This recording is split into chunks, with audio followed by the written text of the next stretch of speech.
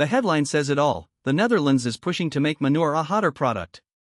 In 2024, Dutch farmers found themselves with more animal waste than they could legally spread on their fields, thanks to new EU rules aimed at cutting nitrogen runoff that pollutes rivers and lakes.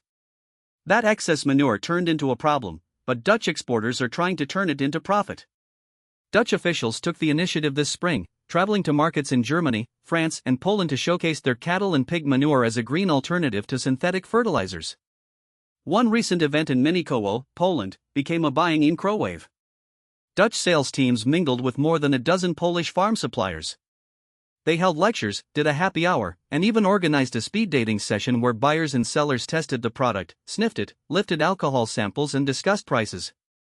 The urgency behind the push comes from more than just regulatory limits. The February attacks by Israel and the United States on Iran shut down shipping through the Strait of Hormuz. That single knot in the global energy chain pushed up the cost of both synthetic nitrogen fertilizer and the fuel needed to make it.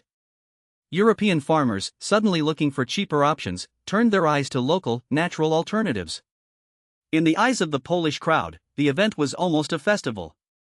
Professor Tomasz Piechota, agronomy chair at Poznan University, laughed about the smell of manure. "Manure smells, everybody knows," he said, adding that his grandmother taught him the phrase, that it was the smell of money.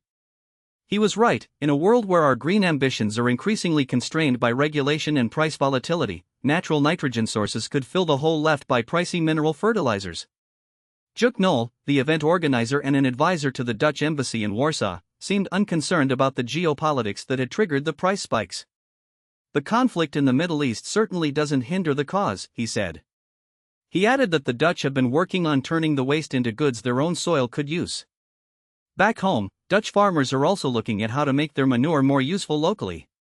The government is backing initiatives like Manure, a startup that uses biotech to turn mud into value-added products, and new guidelines that help farmers apply manure more efficiently. In short, what used to be a waste product, Manifestations of Excess, is now being rebranded as a commodity that could help other farmers save money and reduce their environmental footprint.